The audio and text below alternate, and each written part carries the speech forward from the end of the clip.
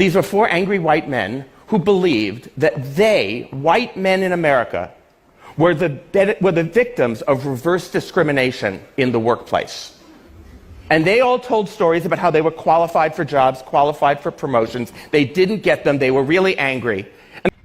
Can some middle-aged man, so some white man about my age that's a right-wing conservative, or even worse, a Trumper, explain to me what's up with you guys? Why are you so hell-bent on targeting minority groups? What are you so upset about? I know DEI is a triggering acronym for you because it implies diversity, and I know you guys are triggered by diversity and are going out of your way to make people's lives from minority groups more difficult, including... I think I'm getting a little closer to understanding why men my age, particularly white men, are so angry and bitter and upset with everyone that doesn't look like them. And women as well, they're women. So what is it with you guys? What's up? Like, what are you so angry about? What is going on in your own lives that make you feel, or that make you want to target minority groups? There's a couple of things. I don't understand how that makes you feel better by doing that. But I just don't understand why you want to do that in the first place. Can someone please explain that to me? I think I'm getting a little closer to understanding why men my age, particularly white men, are so angry and bitter and upset with everyone that doesn't look like them. And women as well, they're upset with women too. And I think all it is, and you get a great insight into the minds of these people when you read the comments that they post on TikTok. And so that's where I get a lot of my, I guess for want of a better word, understanding on how they think. Anyway, what seems to have happened is in the 50s, right? All the guy had to do was be a financial provider.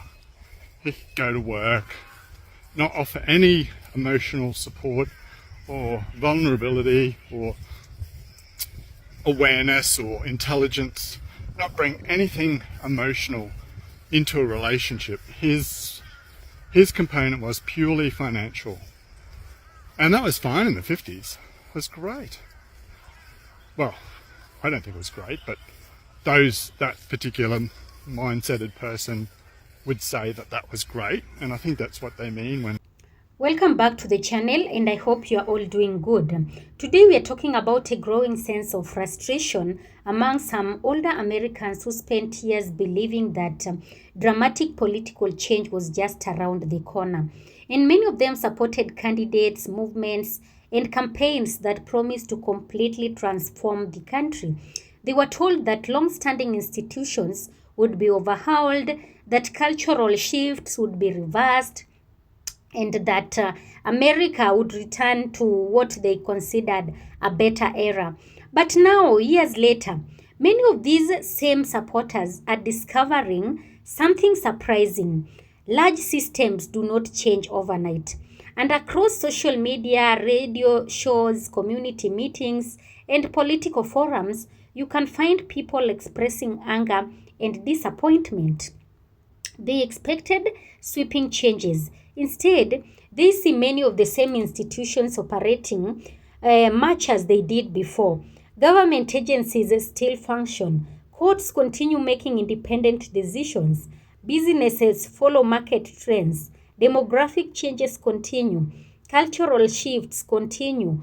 And for many of these frustrated supporters, that is becoming difficult to accept. And what we are witnessing is the collision between political promises and reality.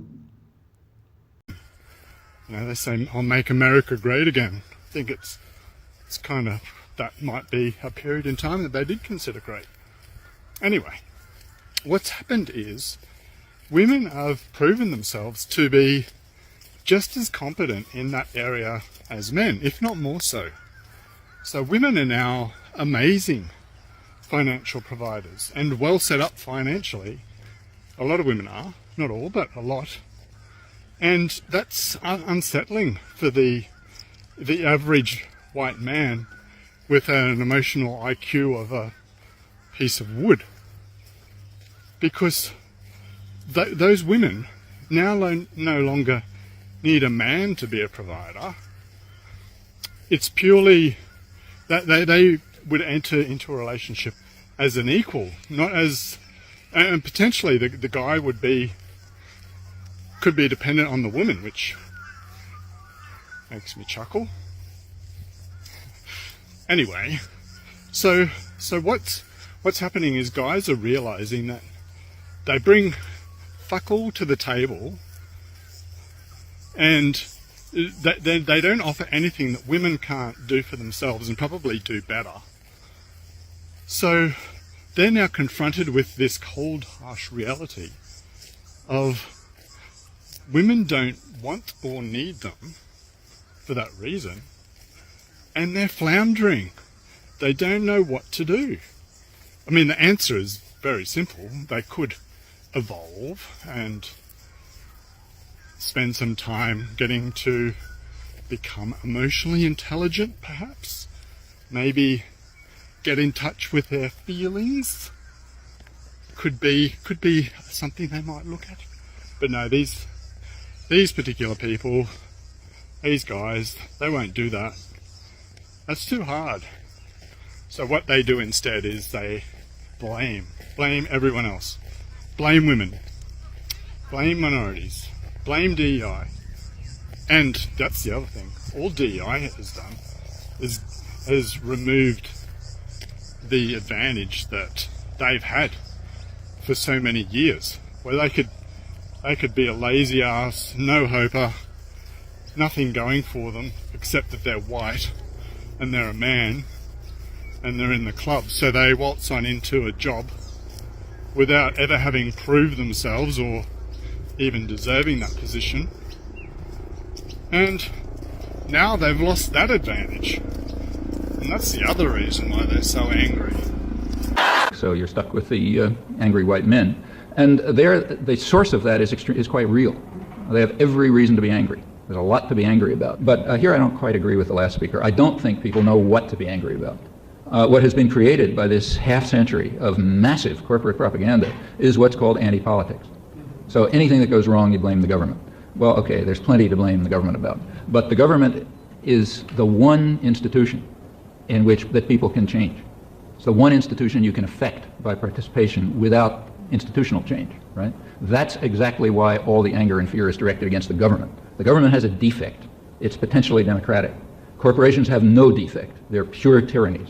So therefore you want to keep corporations invisible and focus all anger on the government. So you don't like something, your wages are going down, blame the government, not blame the guys in the Fortune 500, because you don't read the Fortune 500, thing. You just read what they tell you in the newspapers. So you don't read about the dazzling profits and the stupendous this and the wages going down and so on. All you know is that the bad government's doing something, so let's get mad at the government. As I say, plenty to be mad about the government, but the government is exactly what Dewey described it as. It's the shadow cast by business over society. You want to change something, change the substance, not the shadow. Or else it's, fight against Lucifer and Beast 66, who's doing this, that, and the other thing. And that's what, if you take a look across the country, that's what people are worried about and fighting against. Aliens, the devil, the UN forces, the Federal Reserve, everything except what's real, namely private tyranny, private corporate power, the guys who are listed in the Fortune 500. Well, that's an achievement. That's a propaganda achievement. And while the anger and the fear is real and it's based on something, and you got to sympathize with it because it is real. When your wages have dropped 25% roughly in, say, 15 years, and your wife has to work and your kids can't eat and so on and so forth, and you have no future and everything's rotten, you have a lot to be angry about. But people are not focused on what's doing it. That's the difference between the days in which there was a live, functioning labor movement that was organizing these people. Exactly these people to work together to change. These are four angry white men who believed that they, white men in America, were the victims of reverse discrimination in the workplace. And they all told stories about how they were qualified for jobs, qualified for promotions. They didn't get them. They were really angry. You know, for years, voters were told that certain leaders could single-handedly reshape the nation.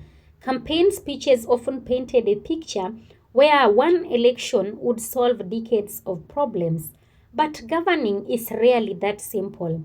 Democracies are intentionally designed with checks and balances. Power is divided among different branches of government, states, local authorities, courts, and private institutions.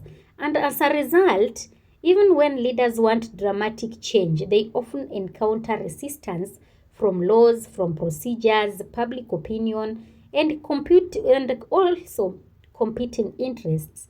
This reality has left many supporters feeling betrayed. Some even ask that why hasn't everything changed yet? Others even wonder why policies they strongly supported have not produced immediate results, and many expected rapid transformation and instead found a slow, complicated process filled with negotiations, compromises, and legal challenges. So, the frustration becomes even greater when expectations were set unrealistically high from the beginning. Political movements often thrive on enthusiasm. They encourage supporters to believe that victory is close and that opponents can be easily defeated. But once elections are over, the difficult work begins. Suddenly, slogans have to become policy, promises have to become legislation, and reality often proves far more complicated than campaign rhetoric. For some elderly supporters who invested years of emotional energy into these movements, this can be especially painful. And many genuinely believed they were participating in a historic effort to reshape the nation. They even attended rallies, donated money, argued online, and encouraged friends and family to support their preferred candidates. They expected visible rewards for that commitment. And when those rewards fail to appear, disappointment naturally follows. What's particularly interesting is that this frustration is not unique to one political group. You know, throughout history, supporters from all sides of the political spectrum have experienced similar feelings. Whenever people place enormous expectations on politicians, there is a risk of disappointment when reality fails to match those expectations. And the lesson may be that no single election, politician, or movement can instantly solve complex societal challenges. Countries evolve gradually, institutions change slowly, public opinion shifts over generations rather than months, and these processes can feel frustrating to those who want immediate results, but they are often how stable democracies function. And meanwhile, younger generations watching this unfold may be learning a different lesson. Many have become a skeptical. They have become skeptical. Many of them are of grand promises and dramatic predictions. They have seen repeated claims that society is on the verge of massive transformation, only to discover that change usually happens in smaller, less dramatic steps. And as a result, some younger voters focus less on personalities and more on practical outcomes. So, whether one agrees with their politics or not, it's clear that many older supporters are struggling with unmet expectations. The gap between what they were promised and what they were experiencing has become impossible to ignore. And that's where much of today's anger comes from. It's not simply about policy, it's about expectations. It's about believing that a major transformation was imminent and then discovering that reality is more complicated than slogans, speeches, and campaign advertisements. So, the story we are seeing play out today serves as a reminder that political change is rarely quick, rarely simple, and rarely as dramatic as supporters hope. And the system often moves slowly, sometimes painfully slowly. And for some people, that's reassuring because it prevents sudden upheaval. For others, it's infuriating because it prevents rapid change. But regardless of where you stand politically, one thing is becoming increasingly clear. Expectations matter. When promises are bigger than reality can deliver, disappointment is also inevitable.